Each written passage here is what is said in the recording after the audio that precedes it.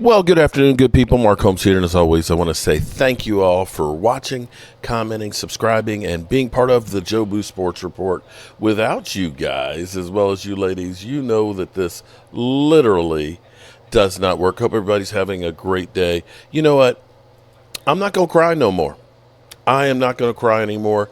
Later on today, I'll be on the Dan Saleo show, and you know what? I'm coming out swinging. I'm gonna come out swinging. I'm gonna hit him, like a crazy man. You know what I mean? I may go down, but I'm gonna go down swinging. So, listening to everybody. Everybody's joking on Dak Prescott right now. You know, Dak, he's crazy, and all of a sudden, Skip Bayless has tuned into the anger of Cowboys Nation, and people are jumping on the Skip Bayless bandwagon. But I'm going to say I ain't jumping on that one, man. You know what? I'm going to leave that one alone. Y'all go ahead and follow Skip all you want. But here's what I'm going to actually say, because, and I think I've kind of said it more than once, that I wasn't mad about the Brian Schottenheimer hire like everybody else. Because here's the thing that's interesting. Because everybody says, well, the Cowboys didn't hire the hot coordinator. The guys didn't hire the hot coordinator, the guys that everybody thinks is going to be great. But you know how many coaches were hot coordinators and sucked at head coaches? There's a lot. There's a lot of failed new coaches that come into the NFL. Just because you're a good coordinator doesn't necessarily translate to you being a great coach. It's the truth. And I can look at somebody like Josh McDaniels, who has had 2 chances of being a head coach. And, you're talking about a guy who was on a team that won multiple Super Bowls, and everybody looked and said, oh, yeah, man, he's going to be a great head coach. And he leaves there and destroys Denver. He goes back and is a Super Bowl winning coordinator again. So maybe people just thought, oh, maybe it's just Denver. So he gets another opportunity with the Raiders, and he sucks again. And then he goes back, and then he's a good coordinator again. So being a coordinator versus head coaches, they relate, but they're not necessarily the same job. Now, the same could be true that, an average coordinator can become a great coach. You follow me? Because I can look and say Norv Turner, and he'll get his praise from Emmitt Smith and from Troy Aikman. He wasn't a great head coach. He wasn't. So I looked at it from the experience that he's had in the NFL. Because we've got guys like Mike McDaniels. He was a hot coordinator, right? Everybody thought he was a genius, that he's the new breed of head coach. He ain't done much more than Brian, what's his name, that was down there. Or you could say Robert Saleh was another hot coordinator.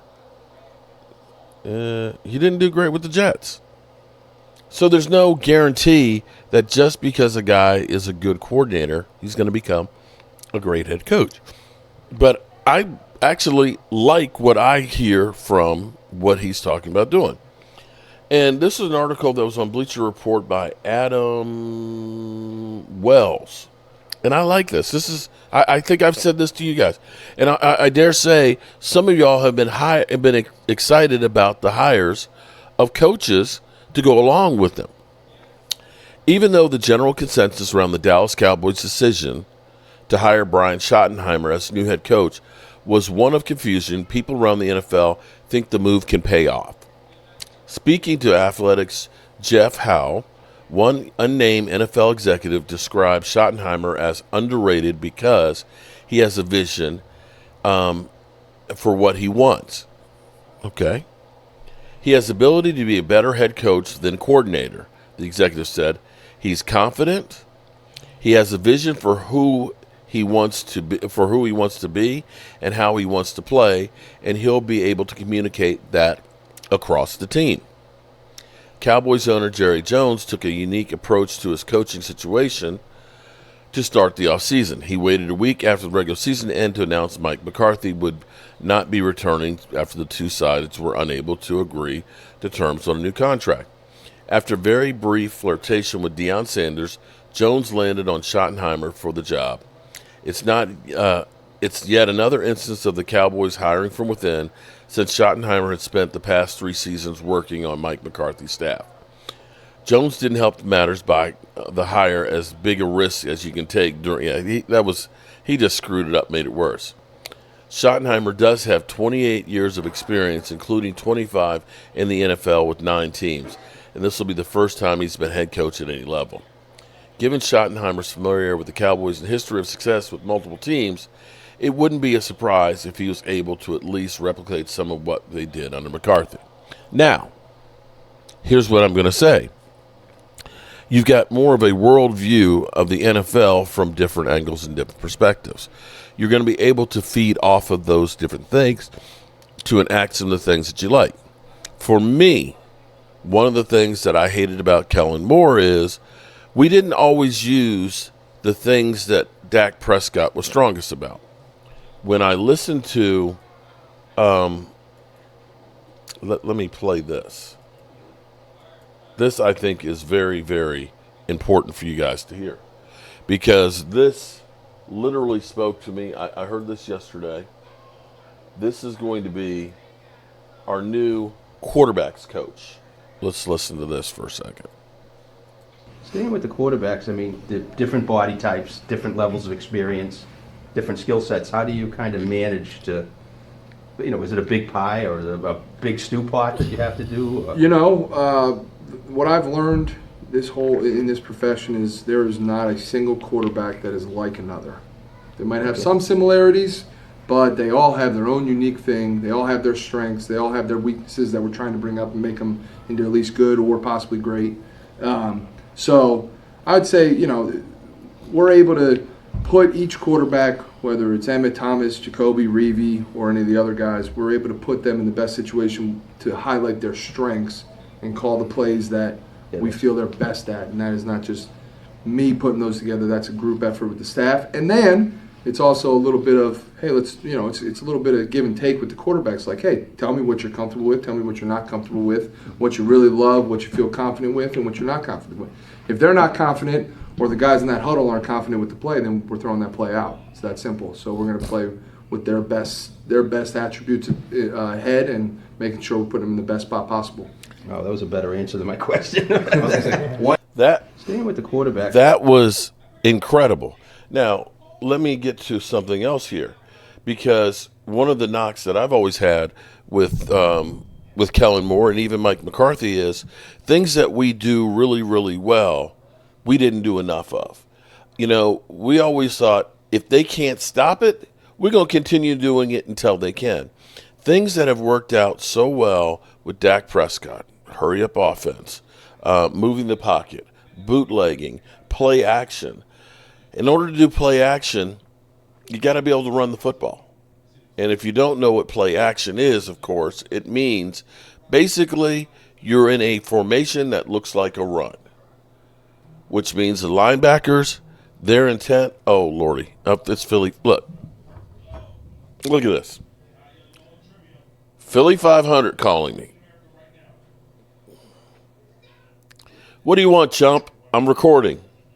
The champ is here. The chump is here? Champ. The chump is here. C-H-A-M-P. Bend the knee.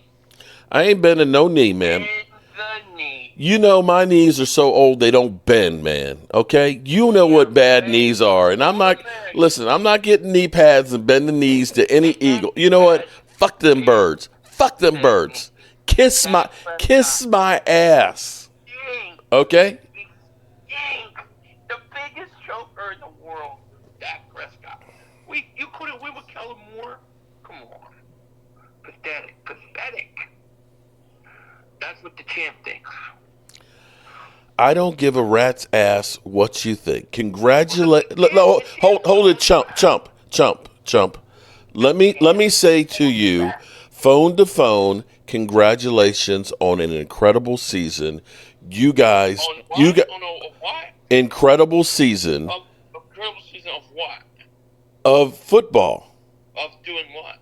of playing games and scoring more points than other teams. And doing what? And becoming what? Winners of the No. season, the last team standing. I'm not. No, listen, We win it all. not bending the knee, bro. Not bending the knee. Wait, what do they call it when you win it all? Super Bowl. No. Begins with a C.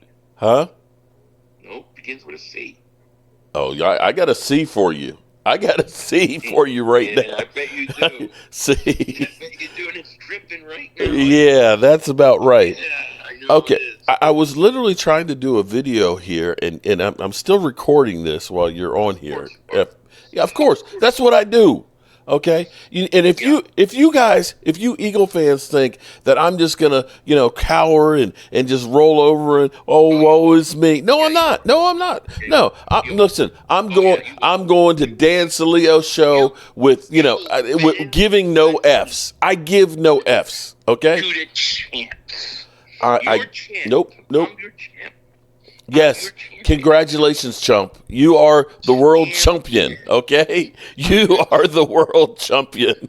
I'm your champion. Oh, God. I warned you. I said my quarterback is a MVP type Dude, do you literally wake up at 5 o'clock in the morning just to text me? I got a life. I got to get up and go to work. But you got to text me that, spend that time texting me, making babies. Make babies instead of texting me, man. Mark, I know you're up making videos. Oh, at my 8 o'clock God. in the morning. No, Actually, actually, I'm in the bed with my baby rubbing her booty. No way. Okay. Yes, I She kicked your ass out. No, buddy. No. She kicked your ass out. You crawl yourself downstairs to go record. Come on. My studio here at the Red Brick House is just outside of my bedroom, so I don't have to crawl downstairs. Oh, you don't have to crawl downstairs. I don't have to crawl downstairs. Nope. Now, if I'm doing a cooking video, I go downstairs and cook. I know. And I know you're coming for the meats. I'm coming for meats. Okay. Did you actually want something, or can I go finish my video now? Yeah, I was just calling you back. The champ was just calling you back. Oh, I was trying to help you because you didn't understand how to use, like, the Skip Bayless thing. That's where I put my face up. Yeah. That's called fair use. I for that stuff all the time. Well, again, if you're doing Colin Cowherd, if you're doing Stephen A. Smith, if you're doing some programs, you'll get hit on those. The best way to do it is maybe just use the audio, but Skip Bayless is looking for any plug he can get whatsoever. Gotcha. Okay? Okay. Did I answer your question? Yes, you did. The champ is Yes, okay. I'm going to say this one time, and one time only, son. Son, I'm very proud of you and your team being world champions, and you are the champ. Thank you. Now, you will never hear me say that again. Enjoy this shit. Huh? It's recorded. It's going to be in my next video. Put it on your video. It will be, okay? I bent the knee to you. Have a great day. Champions out. Jeez.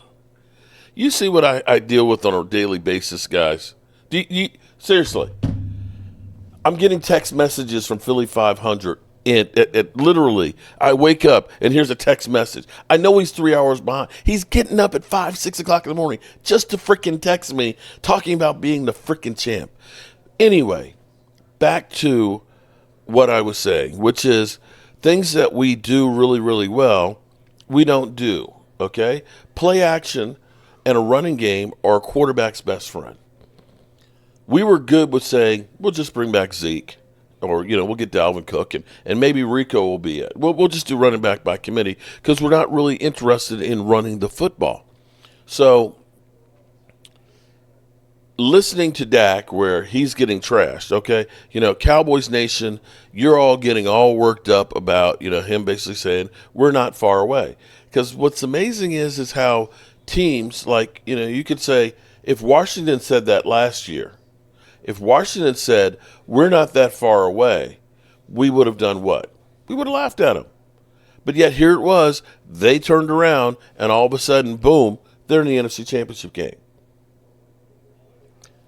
Listen to my quarterback for a second here, talking about his head coach. Question. I know y'all can give me a couple. Okay, thank you. Go ahead. Thoughts on Schotty becoming the head coach? Yeah, super excited for him. This opportunity. Obviously, I've worked with him for the last couple of years, understanding the type of coach he is, the type of man he is, the way that he approaches the game. I think the best way to exemplify that is the son of a legendary football coach. He's not going to take anything about this game lightly. He enjoys the work in it.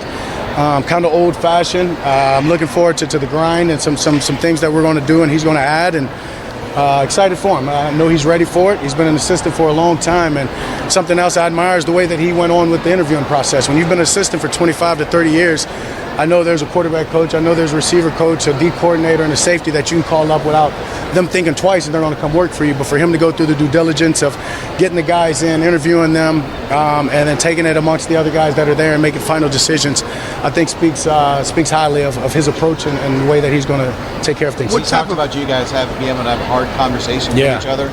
How does that happen? How do you guys build that? Yeah, I mean, I think just naturally, it's kind of already happened. I know he alluded to, the interception at practice and me giving it back to him. And, it was a great moment of I understand and I appreciate that sense of standard. Is, we're not accepting one play to come out. But in my point, hey, where did I get my risk versus reward? But that was a conversation that was very unpleasant at the front end. But it had to be addressed at some point or another, and it was immediately after practice, and it was two grown men coming to an understanding and appreciating each other for the competitiveness and the standard. And so I'm excited for things like that to grow, and not only just me in the quarterback position, but throughout every position on our team. What type of impact do they have on you in McCarthy's system, and what kind of impact you have with McCarthy's offense, and what changes do you expect him to have on his own? Yeah, I mean, a huge impact. I mean, he was a guy that was a vital part in putting the game plan together each and every week.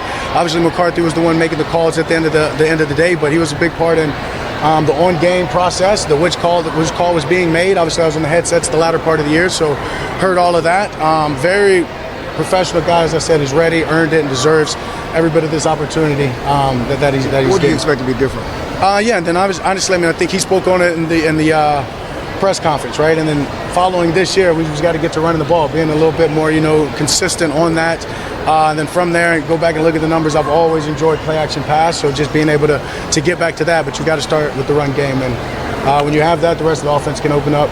You saw that this. One more. When you see what the Eagles just did, how far are you guys away from that level? We'll get away from that part of it. But what the point that I wanted to make on here is when you hear what the quarterback coach basically said, understanding what the quarterback does well and things that we do good, we're going to hold on to. That's what you want to do for your quarterback. Hearing Dak Prescott talking about things that he believes that Brian Schotty will end up doing, more play action, better running of the football, moving the pocket around. Those are all things that we should have been doing all along, but we kind of got away from it. I think that Mike McCarthy looked at it and just looks and says, hey, Dak Prescott can sling the rock. This is what we're going to do. We're going to live and die by the sword instead of being more balanced. And you're seeing that shift right now, getting back to being balanced teams, and hopefully that'll be us. All righty, good people. I will see you all a little later. Peace out.